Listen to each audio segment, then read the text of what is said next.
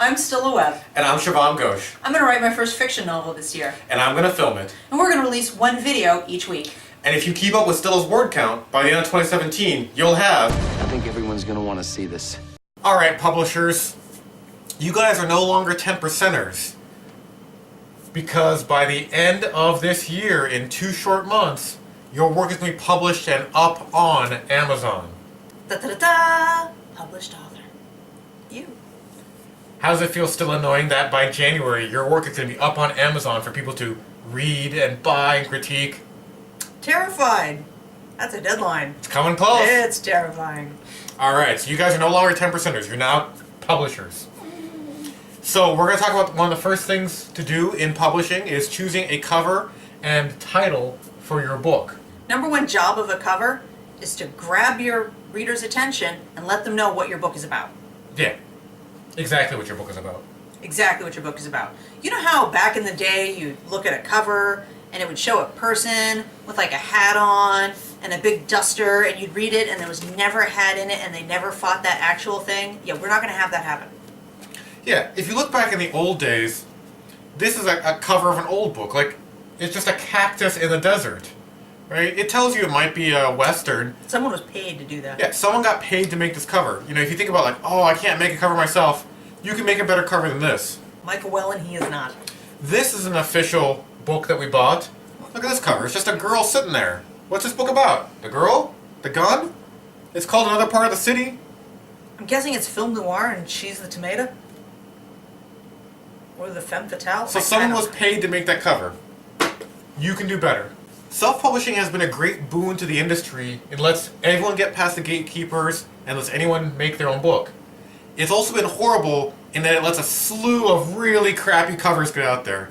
Authors may not be a good judge of their work, but they're a horrible judge of what their cover should look like. There's a whole Tumblr out there for lousy book covers. Not all authors are graphic artists. Keep that in mind. So what do we got here? C.O. Grady, what were you thinking? What do you even say about this cover? Oh, it's busy. It's got a lot of shit going on. It's way too busy. There's like a face, and then there's the weird stuff on top of the face, and then there's another face with the stuff on top of it. Yeah. So, but and it's the same color as the font. Like, oh wow. But okay, but it also fails the number one job of a cover, which is telling us what the book's about. I have no... Apparently DNA. DNA is really important. DNA on people's faces? Is that what you're saying? It's gotta be somehow sci-fi because the DNA is on fleek. I think you're missing my DNA on people's faces joke. No, I got that. Oh! This is one which is number 95 in Amazon's bestseller list on the Space Marine category. Oh my god. That's a real cover for a real book. So this Please don't hand draw your cover with a crayon. This brings to me my number one tip for self-published covers. No cartoons. Like Invaders from the Dark. Oh god. Well, that one's not so... If you squint in a dark room, that one's not so bad. It's not the Yusuf War. It's better. It's better. But still, that's obviously... I can see the colored pencil marks. Look at this. So, no 3D renderings. They're worse than cartoons for Uncanny Valley stuff. We're not there yet. Yeah. The technology is not there yet. What the This hell? one isn't so bad. Is that a spider? What is that on her No, that's arm? a hand. That's a hand. Okay, this one. You know exactly what that cover's about. I do, but it's still bad. But it's better because you know what it's about. I'm guessing that's a pregnant dude? Is that a pregnant dude? Yeah, second chance. I'm making sure that's a pregnant dude. So, okay, we've got that. Pregnant dude. This one's fantastic. I mean, MS Paint coming to the rescue. Okay. My eyes hurt. This is what happens when your picture is not large enough for your cover. Okay, not terrible. It's alright. I do like how they blurred out her armpit hair. Well, yeah, they added the balcony in there somehow. What the hell?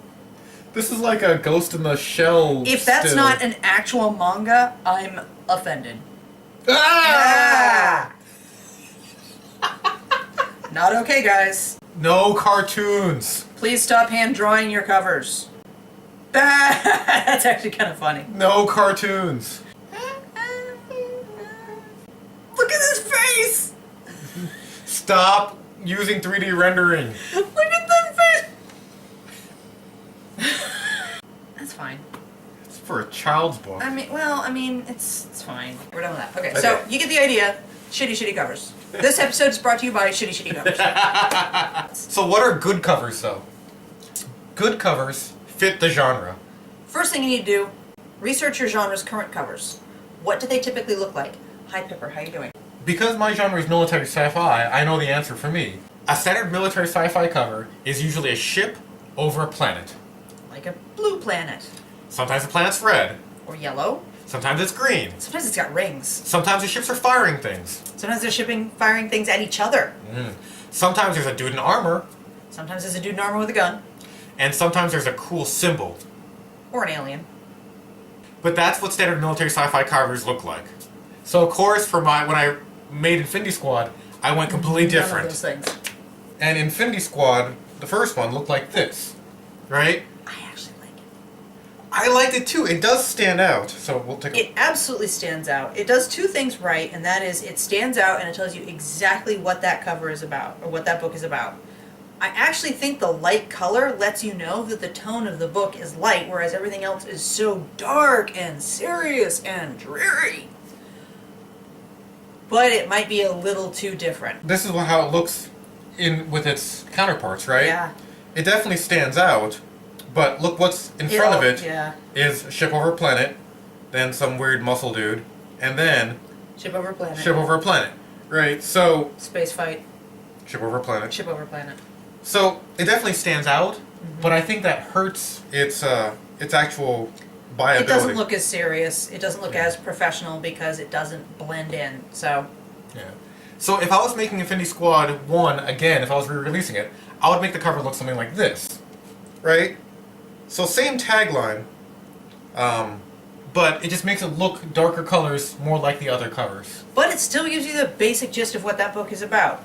Shooting stuff. My original cover, it was just one stock image I downloaded, and I changed the text on their board because I wanted to put a lot of funny jokes in there, and it was kind of the will kill for food was kind of the joke, Yeah, you that know? was fun. So there's lots, I love the little jokes in there, I love the expression on the guy's face, I love how they're all clones, because it's a book about cloning, but it does not entice a military sci-fi reader to read the book. That's military sci-fi. Yes. What does paranormal urban fantasy covers look like? Oh, don't. No, not paranormal. It's not paranormal.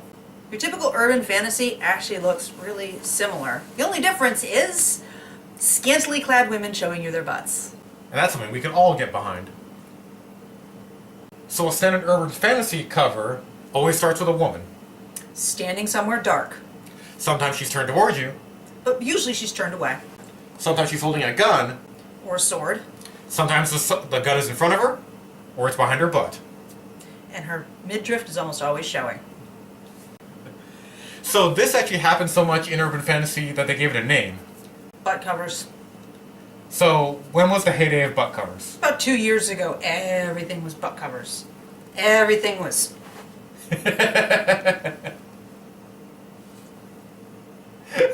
That's what they all were. You don't need to see With about that much of your back showing. You don't need to see the heroine's face. Nope. That's a really big thing. Midriffs are all the rage lately. You know someone's good at fighting vampires if they have a good midriff. That's right. The less armor they're wearing, the better their protection. So, therefore, for Catcalled, your cover is going to be... It's going to be a woman's face over a forest with a cat. But how do you see her butt?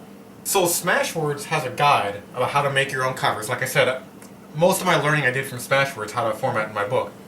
In their guide, they suggest that your cover is 1600 pixels by 2400 pixels. It's a lot of pixels.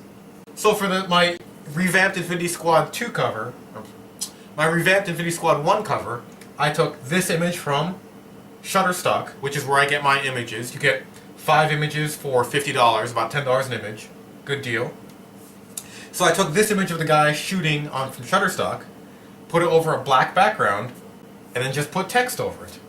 Pretty simple. And I made sure it had the right dimensions, and that's my cover. So I'm partial to that. That's how I made Infinity Squad 1. I'm partial to simple covers with text.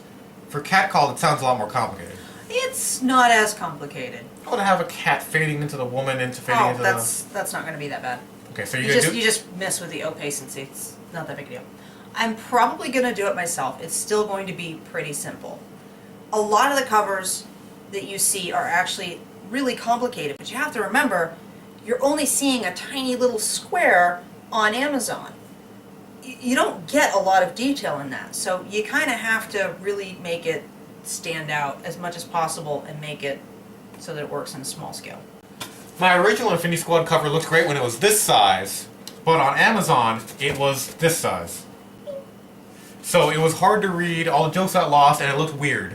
So that's exactly what Stila's point is. Your cover has to be good when it's big. And good when it's small. And good when it's small.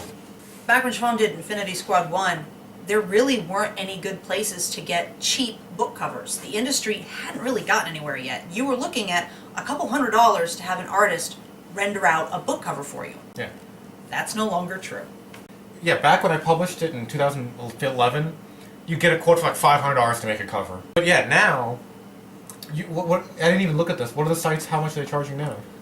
There are a lot of different sites. The easiest place to go to is Fiverr, and you can get a basic cover for $5, and they go up to $25. Yeah. And they're decent looking covers. They're not bad. Yeah.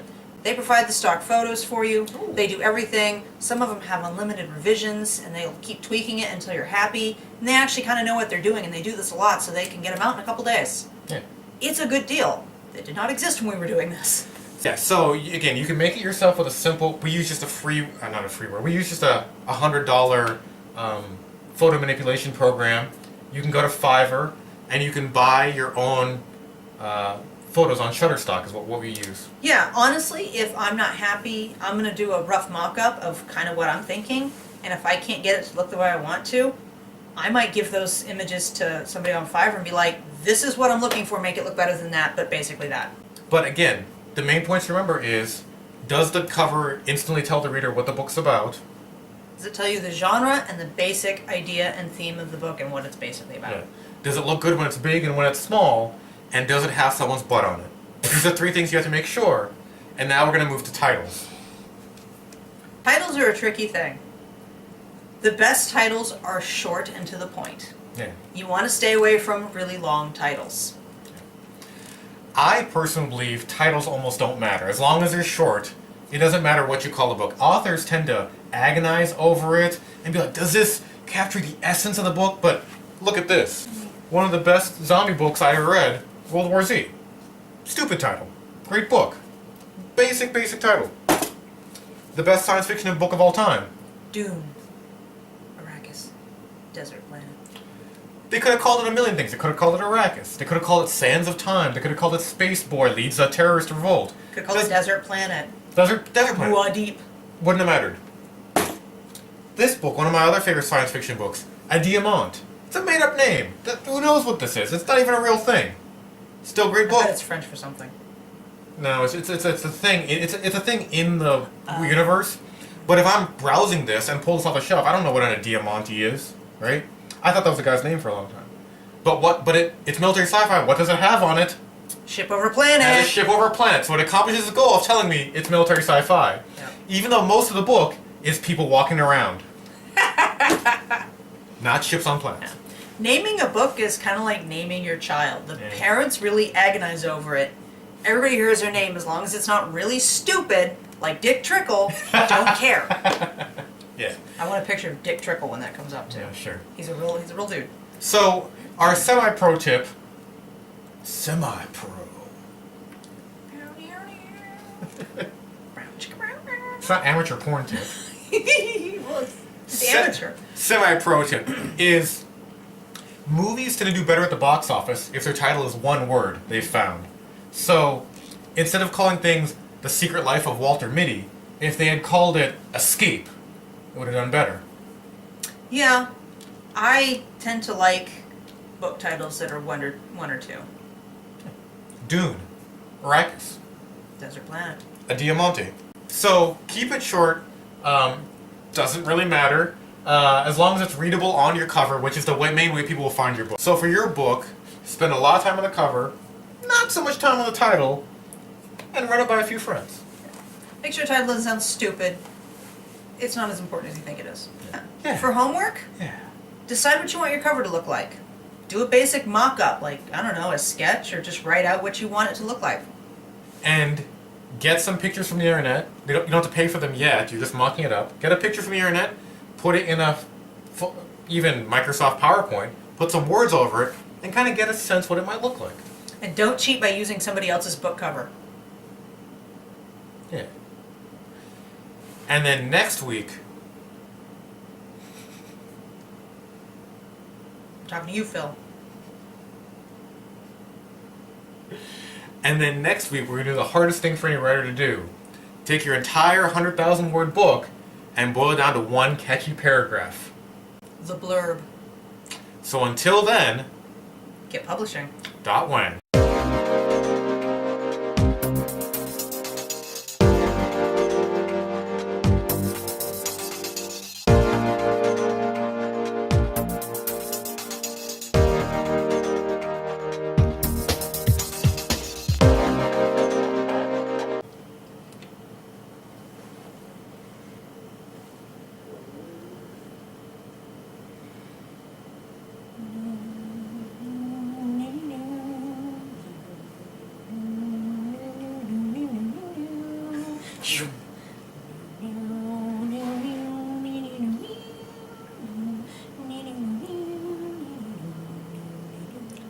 And now we've been sued.